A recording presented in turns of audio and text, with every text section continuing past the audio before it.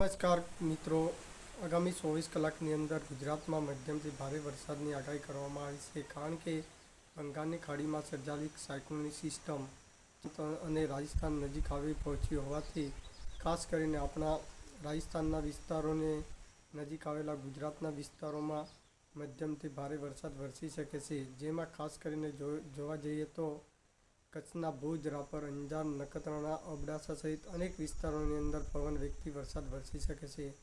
પવનની ઝડપ 45થી 50 કિમીની આસપાસ રહેશે. કોઈક 1-2 સેન્ટરની અંદર ભારે ગાજવીજ સાથે ભારે વરસાદની આગાહી કરવામાં આવેલ છે. હવે આપણે ખાસ કરીને જોવા જઈએ તો મધ્ય ગુજરાતમાં અમદાવાદ, આણંદ, ખેડા, પંચમહાલ, દાહોદ, ગોધરા, અરવલ્લી, મહીસાગરના વિસ્તારોમાં પણ મધ્યમથી ભારે ગાજવીજ સાથે 1-2 સેન્ટરની અંદર ભારે ગાજવીજ સાથે વરસાદ વરસી શકે છે અને પવન વેગથી વરસાદ વરસી શકે છે. પવનની ઝડપ 45થી 55 કિમીની આસપાસ રહેશે. ખાસ કરીને મહીસાગરના લુણાવાડા, વીરપુર, પાલાસિનોર સહિત અનેક વિસ્તારોની અંદર પણ મધ્યમથી ભારે ગાજવીજ સાથે વરસાદની આગાહી કરવામાં આવેલ છે. ખાસ કરીને વડોદરાના ડભોઈ, ડેસર, કરજણ, અમદાવાદના ધંધુકા, ધોલેરા સહિત અનેક વિસ્તારોની અંદર પણ મધ્યમથી ભારે ગાજવીજ સાથે વરસાદ 1-2 સેન્ટરની અંદર આગામી 2-3 દિવસની અંદર વરસી શકે છે. ખાસ કરીને જોવા જઈએ તો ઉત્તર ગુજરાતમાં ખાસ કરીને ગાંધીનગર, મહેસાણા, પાટણ, વડગામ, ડીસા, કાંકરેજ, ધાનેરા, દિયોદર, દાંતીવાડા, કાંકરેજ સહિત અનેક વિસ્તારોની અંદર પણ મધ્યમથી છૂટછવાયો વરસાદ વરસી શકે છે. કોઈક 1-2 સેન્ટરની અંદર ભારે ગાજવીજ સાથે વરસાદની આગાહી કરવામાં આવેલ છે. તો આપણે ખાસ કરીને રાજસ્થાન નજીક આવેલી અરવલ્લી, ગિરિમાળામાં જોવા જઈએ તો અંબાજી, દાતા, વડોદરા સહિત અનેક વિસ્તારોની અંદર પણ ભારે ગાજવીજ સાથે વરસાદ વરસી શકે છે અને સાબરકાંઠાના વડાલી, ઈડર, ખેડ બ્રહ્મા, પોશીના, તલોલ સહિત અનેક વિસ્તારોની અંદર ભારે ગાજવીજ સાથે વરસાદની આગાહી કરવામાં આવેલ છે. કોઈક 1-2 સેન્ટરની અંદર ભારે ગાજવીજ સાથે અને પવન વેગથી વરસાદ વરસી શકે છે. પવનની ઝડપ 45થી 50 કિમીની આસપાસ રહેશે. ખાસ કરીને મધ્ય ગુજરાતમાં અરવલ્લીના મોડાસા, મેઘરજ, માલપુર, બાયડ સહિત અનેક વિસ્તારની અંદર પણ મધ્યમથી ભારે ગાજવીજ સાથે અને પવન વેગથી વરસાદ વરસી શકે છે. કોઈક 1-2 સેન્ટરની અંદર ભારે ગાજવીજ સાથે વરસાદની આગાહી કરવામાં આવેલ છે. હવે આપણે સૌરાષ્ટ્ર વિસ્તારોની વાત કરીએ તો આગામી 24 કલાકની અંદર સૌરાષ્ટ્રમાં બોટાદ, ભાવનગર, ગીર સોમનાથ, દેવભૂમિ દ્વારકા, રાજકોટ, સુરેન્દ્રનગર, મોરબી સહિત અનેક વિસ્તારોની અંદર ભારે ગાજવીજ અને પવન સાથે વરસાદની આગાહી કરવામાં આવી છે. ખાસ કરીને બોટાદ, રાણપુર, ગઢડા સહિત અનેક વિસ્તારોની અંદર પણ ભારે ગાજવીજ સાથે વરસાદ વરસી શકે છે અને ખાસ કરીને ભાવનગર, સિહોર, ઘોઘા સહિત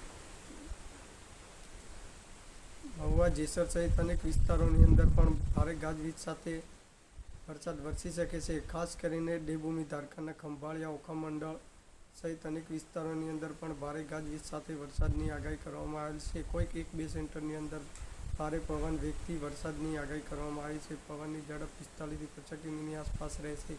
ખાસ કરીને જોવા જઈએ તો જામનગરના જામજોધપુર, જોડિયા, લાલપુર, ધ્રોળ સહિત અનેક વિસ્તારોની અંદર ભારે ગાજવીજ સાથે વરસાદ વરસી શકે છે. કોઈક 1-2 સેન્ટરની અંદર ભારે ગાજવીજ અને પવન વેગથી વરસાદ વરસી શકે છે. ખાસ કરીને હવે દક્ષિણ ગુજરાતમાં આગામી દિવસની અંદર વાત કરીએ તો આગામી 24 કલાકની અંદર દક્ષિણ ગુજરાતમાં વાત કરીએ તો ડાંગના આહવા, વઘઈ, સુબીર અને નવસારીના ગણદેવી, વસંદા, ખેરગામ સહિત અનેક વિસ્તારોની અંદર પણ મધ્યમથી ભારે ગાજવીજ સાથે વરસાદની આગાહી કરવામાં આવેલ છે અને પવન વેગથી વરસાદ વરસી શકે છે. પવનની ઝડપ 45થી 50 કિમીની આસપાસ રહેશે અને નર્મદાના ડેડિયાપાડા, સાગબારા, તિલકવાડા સહિત અનેક વિસ્તારોની અંદર પણ ભારે પવન વેગથી વરસાદની આગાહી કરવામાં આવેલ છે અને તાપીના ઉત્સવ, નિઝર, કુકરમંડા સહિત અને સોનગઢ સહિત અનેક વિસ્તારોની અંદર ભારે ગાજવીજ સાથે વરસાદ વરસી શકે છે અને પવન વેગથી વરસાદ વરસી શકે છે.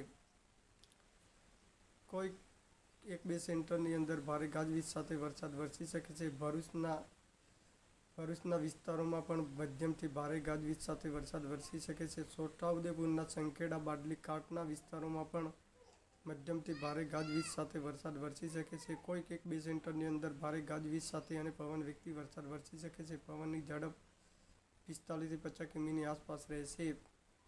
ખાસ કરીને આગામી 24 કલાકની અંદર દક્ષિણ ગુજરાત અને કચ્છ અને સૌરાષ્ટ્ર અને મધ્ય ગુજરાતમાં વરસાદનું આગમન આજથી થઈ શકે છે અને ગુજરાતમાં આવી જ સચોટ રીતે માહિતી આપવામાં આવે છે. લાઈવ માહિતી અનુસાર આ વરસાદના સમાચાર મૂકવામાં આવે છે, જેથી કરીને ગુજરાતના ખેડૂતોને ખેતીલક્ષી અને હવામાનલક્ષી તાજેતરની અપડેટ અનુસાર આ વરસાદના સમાચાર મૂકવામાં આવે છે, જેથી કરીને ગુજરાતના ખેડૂતોને ખેતીલક્ષી અને હવામાનલક્ષી તાજેતરની અપડેટ અનુસાર આ વરસાદના સમાચાર મૂકવામાં આવેલ છે. તો આ સમાચાર તમને કેવા લાગ્યા તે વિડીયોને કોમેન્ટમાં જરૂરથી બતાવજો અને આ વિડીયોને વધુમાં વધુ લોકો સુધી પહોંચાડવા નમ્ર વિનંતી. અને આ વિડીયો ગમે તો લાઈક, શેર, સબસ્ક્રાઈબ કરવાનો મને વિનંતી.